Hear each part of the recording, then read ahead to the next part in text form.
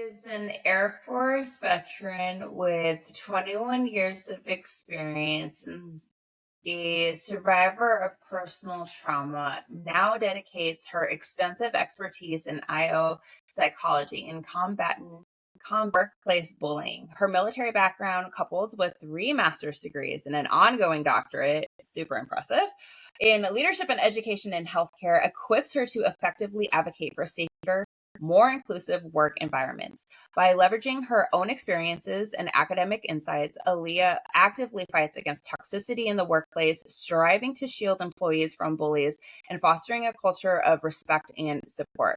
Her story is a powerful testament to resilience. Aleha, thank you so much for being here today. Yeah, thank you for having me. So, one of the things I like to do is to off with stories. So, tell us a little bit about your journey, why you joined, what you did, some of the experiences that you had. Oh man. So I started it was the morning of my 18th birthday. I had just graduated high school and my mom kicked down my bedroom door and said, "Get out." So at 18, you don't have a lot of choices, right? So I said, "Well, both my mom and my dad were both in the Army, so the military is definitely an option." Even though growing up as a child, I hated the military lifestyle because moving all the time, having to find new friends every 2 years was exhausting. But, at 18, I said, well, this is about the only option I have.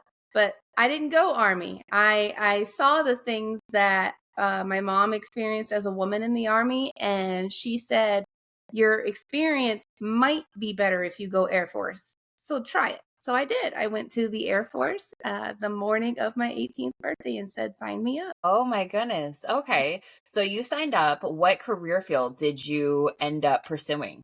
Oh man. So it's interesting because, when you go to MEPS and they're trying to sort you like the Harry Potter sorting hat, and they're like, what are your skills and qualifications? My skills basically said that, or, my test, my ASVAB said I could basically be whatever career field I wanted. And because I was 18, I was very responsive to the career fields that have big bonuses. So my initial Hmm. career field was ammunitions because they were offering a $12,000 bonus. That was a lot of money to an 18-year-old and to Did you join before or after September 11th? I before. Yep. So I had just Okay. gotten my So first assignment when 9/11 happened. where was your first assignment at? Tyndall Air Force Base, Florida. Yep. Yep. Mm, okay. Okay. Yeah. Beachfront. And then that's amazing. So September 11th happened Yes. and you were in ammunitions. Yep. What what happens after Oh like man. September 11th happened? Wow, it was wild because I was at my first assignment and I hadn't even finished my testing to be able to even do my job yet. And so I was Mm. just kind of shadowing, and then 9/11 happened, and I was quickly taken from the career field. So while I was at Tyndall, I really didn't get to see much of the ammunition career field because as soon as 9/11 happened, they pulled everyone basically E4 and below and put us on patrol. So that's all I did for my first assignment was just walk around buildings and patrol until I PCS to my next assignment. Oh my gosh. Yeah. That's crazy. So how long did you did 21 years, I correct? did, yeah. So you were dedicated to just get that retirement and transition. Yeah, essentially. How was that transition for you going from you're 18, you go straight to the recruiter's office, you sign up, Mhm. you do 20 years, and then now you're like, okay, I'm going to live my life. Man, that was How's that hard. transition for you? That was really hard because if you think about it, I had essentially been indoctrinated into the military lifestyle since the day I was born. I knew nothing else. And so, not just 21 years of military service, but also the 18 years that I lived this lifestyle before that. So, at the age of 39, I was presented with a whole new world that I really have never experienced in my entire life. I have no idea what I want to be when I grow up. And there's not a whole lot of support for us during that transition. There's not a whole lot of this is what you should expect and how you should prepare. For the most part, while you're transitioning out, you're still doing your job. You're still dedicating the majority of your energy to that military lifestyle. So even when you're getting things like the minimal resources like TAP and things like that, it really doesn't mean anything to you because you really don't understand what you're getting into until it's happening. Mm-hmm. Yes, the more I've been talking to all of these women, the more of a common theme that it is hard to transition because it's it's kind of like, oh, here's how to build a resume and bye. Yeah. And it's hard because like you was your life. The military was your life. Mm. So once you got out, what did you, because you got like 3 masters, a doctorate, like you're very Yeah. academia. So did you decide to just go back to school? Like what was your journey post-military? Well, I will say that my journey was highly influenced by one of my later assignments while I was still in. My transition kind of almost flipped around and did a completely different direction after I experienced something closer to retirement. And so I had this pretty traumatic event happen when I was deployed to Honduras. And there was some pretty violent trauma that happened while I was there. And when I got back to the US, I really wasn't dealing with it well. I was erratic, emotional. I was all over the place. I had issues and I needed a lot of help, but I didn't know that yet. I was still just trying to process it, you know? And so the problem though was that because I had changed, because the trauma impacted me so much, my work started to suffer. And my leadership, at no point did anyone ever stop and ask, why is our top performer all of a sudden a piece of crap? Like, no one ever stopped and asked those questions. Instead, all they did was punish me. And it was and they punished me over and over and over again, and it just got to a point where anyone that's ever been in the military long enough will tell you that once you get on your leadership's nerves, you will never be able to do right. Your pure existence is just going to be a problem for them, and that's what it became for me. I would sit at my desk every single day and just cry and just cry, and nobody ever stopped and said, are you okay? No, nothing. And so I'm dealing with this trauma compounded by the fact that my workplace is now becoming a bully center. It's nobody cared that I was crying. If anything, it kind of felt like they got off on it. It was just sad, really. And so at that point, that was around 2015. And so at that point, I decided I have to create environments where no one else ever has to experience this. I have to become the best leader I can possibly be, just so that no one that works for me will ever say the same thing happened to them. And so that's kind of why I went back and got those 3 master's degrees, is because I just wanted to be the best leader I possibly could be. I had no idea what I was going to do with that. I said, whatever I do, at least I won't put my people in this scenario. And so then I retired and I tried to do what everyone else does. I tried to go right back into the same career field and just as a civilian, and it just didn't work. It was terrible. It was Mhm. more toxic out there than it was where I came from. And I said, this is just insane. I cannot believe that people are expected to function and work properly in these toxic environments. And so that's when I started to become obsessed with toxic work centers and how to create an environment where people feel safe. And so that's why I went back for Mhm. my doctorate.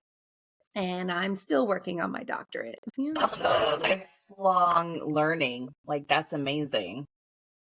So, you're kind of describing your personal journey. So, how did that lead you to champion the Workplace Psychological Safety Act? Oh man. So the traumatic event happened in 2015. It was determined that I was going to have surgery, a total hysterectomy, essentially, is what I was told I was going to have, as a result of the physical trauma that was done to my body. 10 weeks after the surgery, I became septic, but I didn't know I was septic. And so I went to the hospital on base, and because it was the middle of COVID, 2020, they wouldn't even let me in the front door. They said, because you have a fever, you can't come in. I said, but you're a hospital. What am I supposed to do if I can't even be let into your building? And they said, sorry, go behind the building, take a COVID test in the alley, and then quarantine for 3 days. Yeah.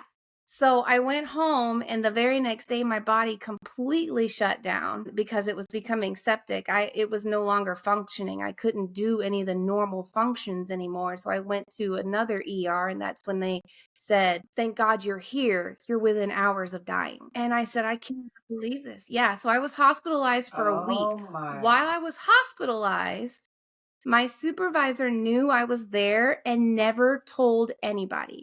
Never told the commander I was dying in a hospital, never told anybody. So the rest of my team back at work thought I was just missing.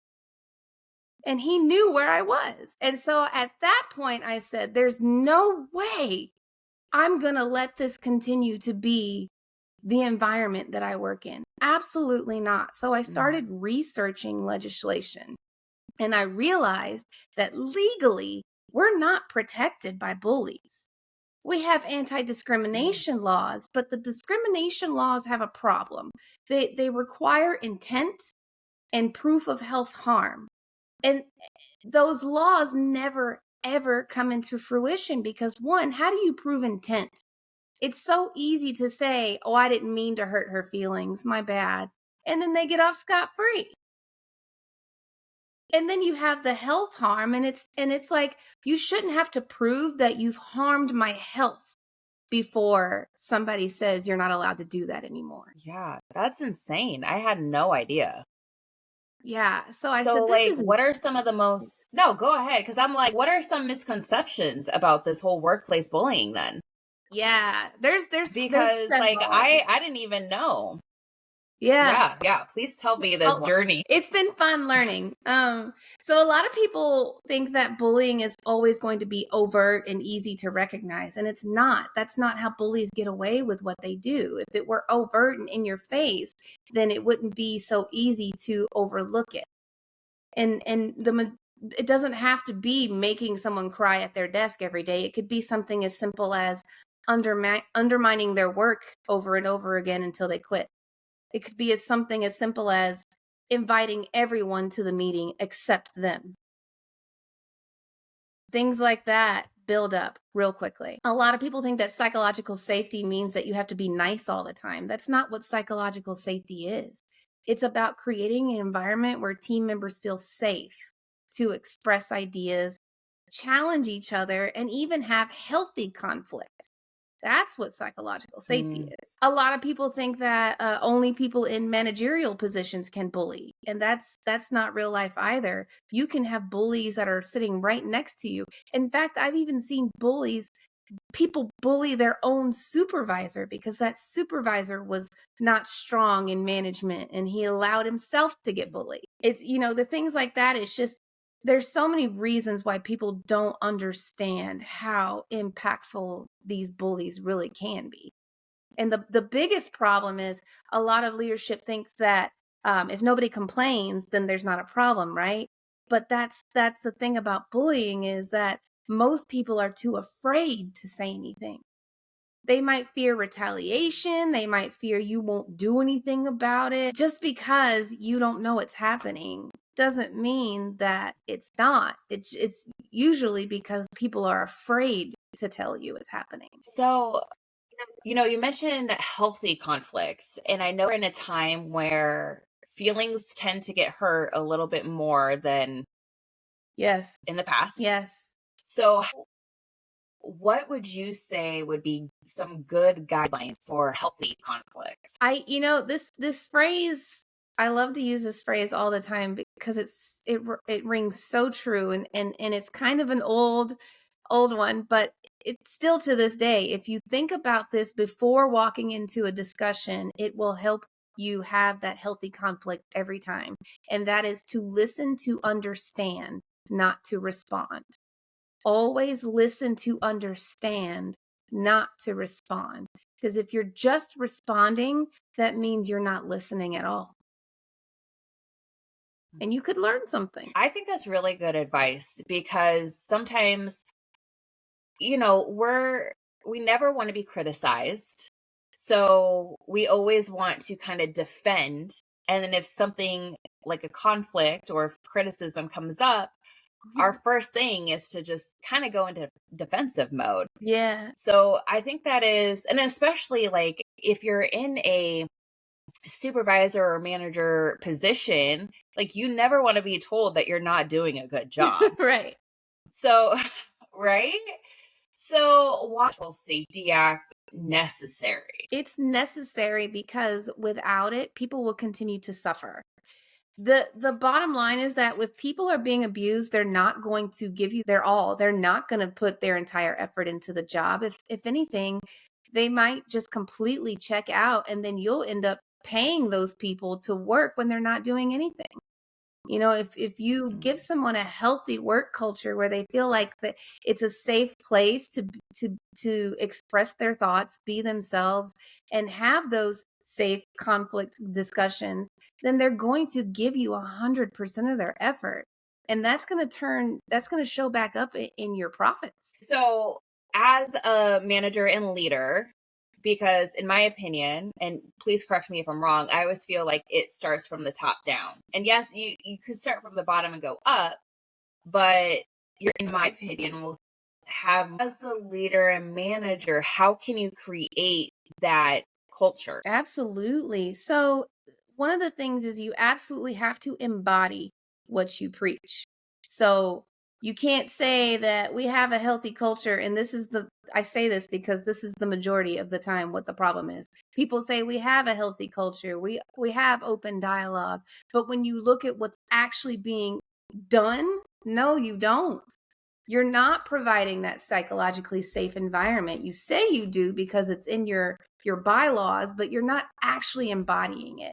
And the statistics show that 85 of work centers in America are considered toxic right now, but senior leaders are only aware of 5% of the problem. So what are you doing as a leader to be more aware of the problem? Are you asking your people, do you feel like you have the environment that you need to be productive? Are you missing anything? Is anyone causing you problems? If you're not asking those things, I promise you, your people are not going to just volunteer it. You have to embody it, and you have to constantly search for it. So, what would be the best way to search for it? Would it be like surveys, one-on-one?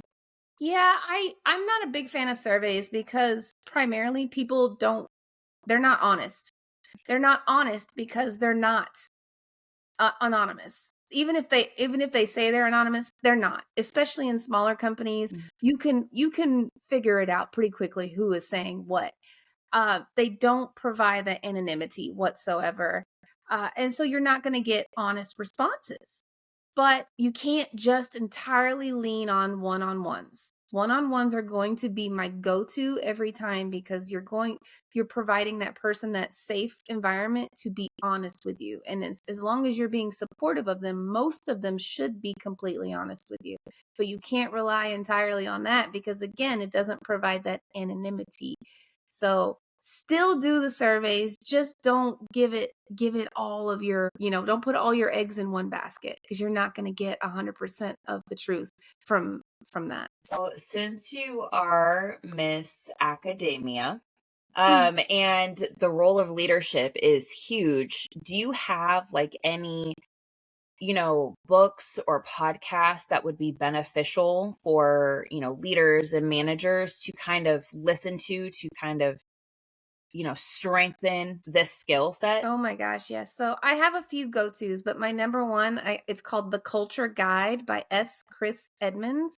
It's brilliant. It doesn't just break down what to look for, but it also provides you templates on if you want to create a culture constitution that everyone, says this is how we're going to conduct ourselves in a safe, psychologically, conducive environment. This is what we're going to do as a team. It's on how to have conversations with people. It's a really great book. I love it. Okay, I'm definitely gonna add that in the links because that's amazing. And I feel like we always need new resources and stuff to stay, relevant and to Mhm. sharpen those skill sets. On as a manager and leader, even though we're working on trying to create that culture, bullying still happens in the workplace. So, what are some long term effects, on individuals and the organization as a whole? Oh man. So on the organization, you're talking about attrition rates. Your turnover alone is going to cost you tens, if not hundreds of thousands of dollars. Think about the amount of money it costs to onboard someone and then they quit within 3 months. If that is too much for you to swallow, then you probably need to take a look at your culture. But for the individual, it's so much more impactful because you can actually you can be diagnosed with PTSD as a result of the bullying. In fact, many people have committed suicide due to workplace bullying. I was almost one of them. I almost did it myself. That's how bad it was for me. And thank God I had an angel that saved my life. I stopped going to work. That's how bad it was. And no one even noticed. And so thank God I had an angel that realized Aleha's not here. What's going on? Why isn't she here? And he came to my house and found me and stopped me from doing something tragic. And that angel is the only reason I'm here today. But most people aren't going to have that person at work that notices something is off. Maybe I should take action. Are you going to be able to live with yourself knowing that somebody that worked for you wanted to harm themselves because of the environment that you allowed to fester? I think all of that is, something to wrap your head around, right? Like as a business, or even if you think like the military with taxpayer dollars, like people don't think of, wasted time, quote, quote, as money. Mm-hmm. And if people aren't working, you're actually losing Yeah. money and it's not going to help your profit. No. People are the mission and people are going to move either the mission forward, whether it's the civilian side or the military side. So you have to take care of your people. Yeah. I am so glad that someone noticed that for you. Yeah. And because it can get dark and it can get, lonely. And, sometimes it is hard to reach out because, sometimes people will say, well, what happened to you wasn't that bad. Why don't you get over it? Mm-hmm. And it's hard. Yeah. And sometimes I think people think with like PTSD, it's, you're almost Yes. crazy and it's like a event and can bring up you know, old feelings. Absolutely. And I definitely think that is something that, just even if you're not in a leadership role, is realize and be aware of other people and how they're acting. And one of the books that I think is really great, and it kind of changed my mind on just kind of like internally and socially, it's called Emotional Intelligence 2.0. Ooh. And it talks about four different emotions. Don't quote me on what they are right now, but two of them are internal. And then two is like realizing, like just being aware of other people. And Mm-hmm. it's a really good book. And it's something that I suggest everyone to at least listen to. Is on Audible. I myself at my semi academia, and that was a book that was required for both my master's and my doctorate. And No. I think especially if you were, because again, people are the mission. Yeah. And you have to be aware. If that person didn't realize you were gone, like that person clearly has good emotional intelligence. Mm-hmm. And, you know, thank God for that individual. Yeah. And you don't know who you could potentially be saving if you're not aware of what's going on. Right. Yeah. So how can listeners like support this whole workplace psychological act or safety act, and how can they get involved with this movement? Yeah, so if you've ever experienced bullying in the work center and or witnessed it yourself, please go to the workplace psychological safety act.org and sign the petition. If you sign the petition, tell your story, it gets the act in front of the people that can make it a real life thing. And when this act becomes law, it will start holding employers accountable for bullying scenarios. If people get to a point where they are physically, emotionally, being bullied by anyone in the work center, this law would hold the company accountable, meaning that companies would be forced to acknowledge that the culture is so important to not just employee thriving, but your company itself. So I know you're really involved with it. So they're signing a petition. What's the next step post signing the petition? Like, what's in the future for this? Well, hopefully we can get this signed into law, but in the meantime, you can play your part in the change just by yourself. All it takes is one person. The thing about bullies is they thrive in silence. They thrive on the fact that people are afraid to speak out. All it takes is one person to say, "I see what you're doing, and I'm going to need you to stop that." All it takes is just one person to say, "I see it," for most people to go, "Whoa, maybe I should back up." How And I think you bring up a good point too, because sometimes it's hard to confront people. Like, people aren't confrontational, Yeah. or they're like, it's not my problem. Hmm. So, like, what advice would you give someone to be like, step up? Yeah, because it absolutely is your problem.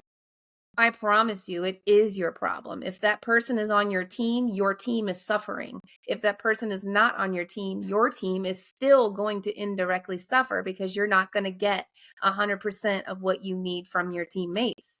So it is your problem. And while you may not be causing it and you may not be receiving it, I promise you, you are still going to be impacted by it. And by the way, it's just the right thing to do. It's just the right thing to do. If you see somebody getting hurt in the street, are you not going to at least call the police and stop it from happening? All it takes is one person. So, you bring up a really, good point. And I remember hearing, I think that was about this study, but it was everyone always assumes someone else is going to Yeah. call, so no Yes. one calls. So there was this study where it was someone needed to go to the hospital, but everyone thought someone else was going to call 911. And it took them, I think, 6 minutes instead of the 1 minute Yeah.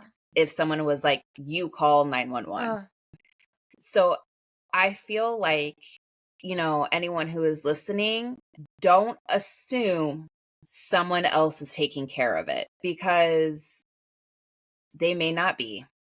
And again, it's better to double down instead of go down that path where someone may potentially hurt themselves. right. Yeah. It's an age-old tale, right? Say if you see something, say something.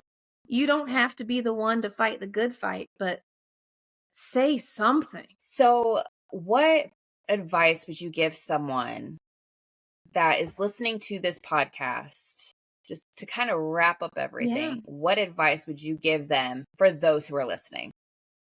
If you're being bullied, don't stay silent.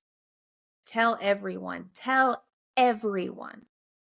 Not just your boss, not just your coworker. Tell everyone what is happening, because I promise that bully will get real uncomfortable real quick once they realize that they're not going to be able to thrive in silence anymore. And if you see it, don't ignore it. Don't ignore it. It may not be your problem directly, but it will impact you eventually. And it's just the right thing to do. See something, say something. I love that. I loved that you had this conversation with me because I didn't know a lot of this. I didn't realize that there was nothing to hold companies or workplaces accountable. Mhm. And, I know we talk about like harassment and stuff like that, but that's just almost kind of at this point, it's almost like a band aid because it Right. happens.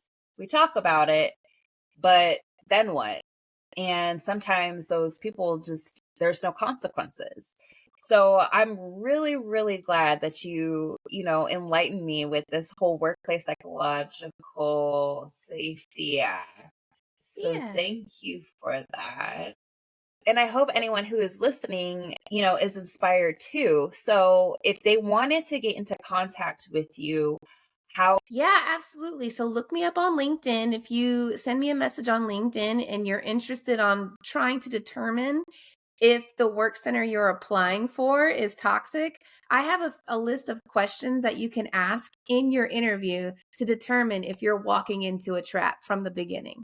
So you'll know ahead of time if you even want to take that job. That's amazing. So, yes, she does offer a free list of questions. Again, if you are interviewing for a job to, ask about the company's culture. This has been truly inspiring. And I hope people can take this and change their work environment and, start rolling into bigger and better things.